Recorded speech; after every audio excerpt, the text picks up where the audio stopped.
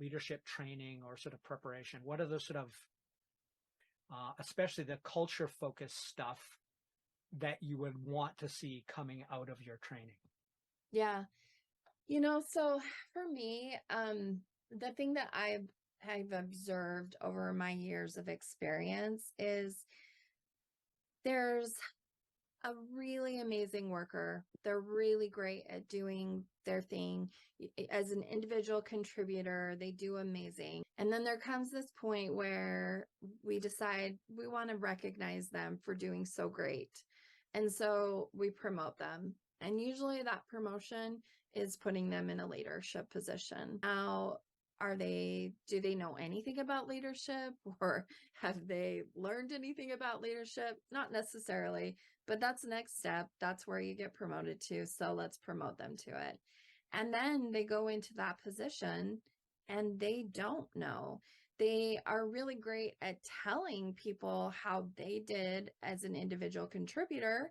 And I can tell you how I got my work done, but that's as far as it goes. I don't know much else about how to help inspire or motivate you to want to do well in what you're doing. And from there, then we get some, chaos that starts to happen in the business place, and people start to be frustrated, and they, start to not want to work there any longer because their leader doesn't listen to them, or their leader doesn't communicate with them, or they don't feel like they are given opportunities. But their leader was put in a position to not really know how to be a leader.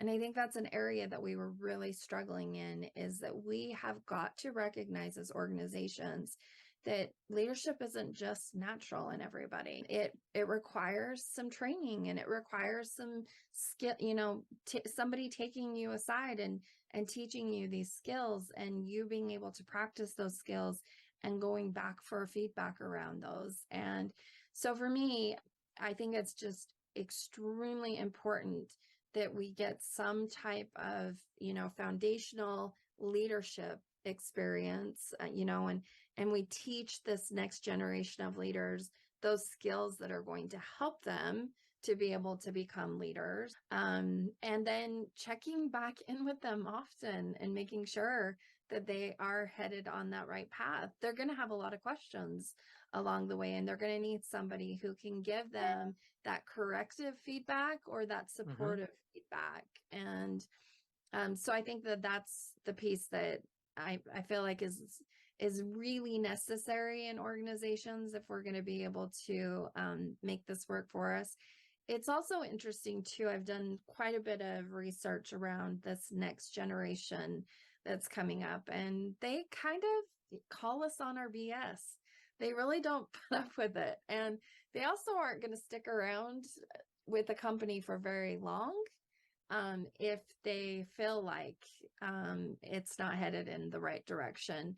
They have also found that they can actually just go out and drive Uber if they want to, and they can make some money. Or they can go and do DoorDash and they can make some money. Or they can stream video games online and make $70,000, and they're good with that, and it's fine. If that means that they're not going to have to put up with the BS that happens in some organization. And so if we're going to want to be able to develop that next generation of leaders, we have got to get people in a place where they know how to motivate and inspire them. Nice. I love that. I actually listened to a book recently, which I left a not kind, but entirely honest review, and it was about Gen Y and Z. I'm an elder Gen Xer. I'm 56 now. Yeah. So the stereotypes, both positive and negative, are inherently true in my experience. That is, they are, and this could get me a lot of hate, but I'm going to say it anyway. They are indeed the crybaby cultures of all generations. And I mean that.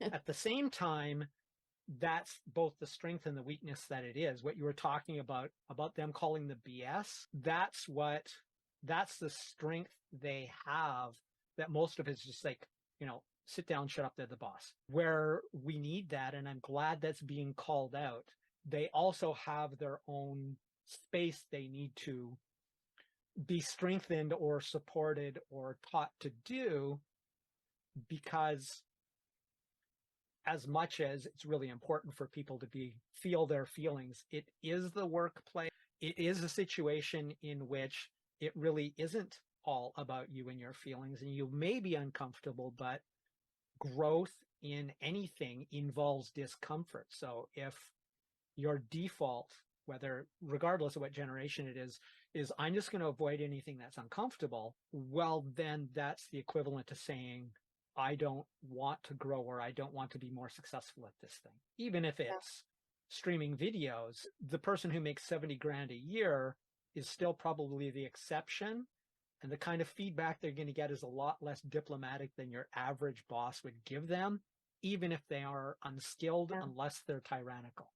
So it's very interesting. I love that. When I say too that that they want, I don't know that this generation really turns away from being uncomfortable as much. If you think about what they've grown up in, it's all been uncomfortable. I mean, they started out in a world after 9/11, and there has not been much in their lives that has been comfortable. It's been one thing after another, after another, after another.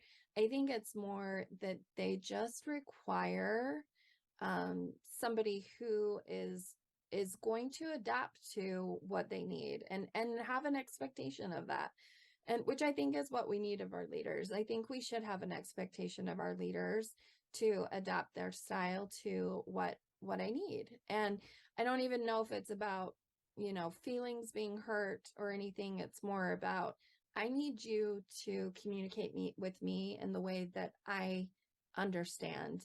And I need you to listen to me in the way that is going to help you to hear what I'm saying. And so just requiring a little bit extra in our leaders is really what I'm pushing for.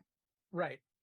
And I agree with that. I know I have sort of, I'm so direct and honest that it's not necessarily always good, but people tend to, once they get to know me, they realize I might not like what Tim has to say, but I trust him. And in almost without exception, this is what I think you need to hear to make you better. Yeah. Because if we get too politically correct, and then we assume they read between the lines to save their feelings, it's like, in the real world, we need to be able to practice things like radical honesty, but that is so separate from being a jerk. I'm not sure if you're familiar with Bob Sutton, but he has a book, and since I'm the host here, I don't care if you swear, by the way. I don't do a lot of it, but his book, The No Asshole Rule, kind of gets to the gist of it. Yes. So we can disagree without being disagreeable. Yes, agreed. So next one, 4 of 10 or 11. I hope we have enough time to do this. Are you okay for time? Yeah, I'm doing good. Yep. Awesome. So let's keep moving forward.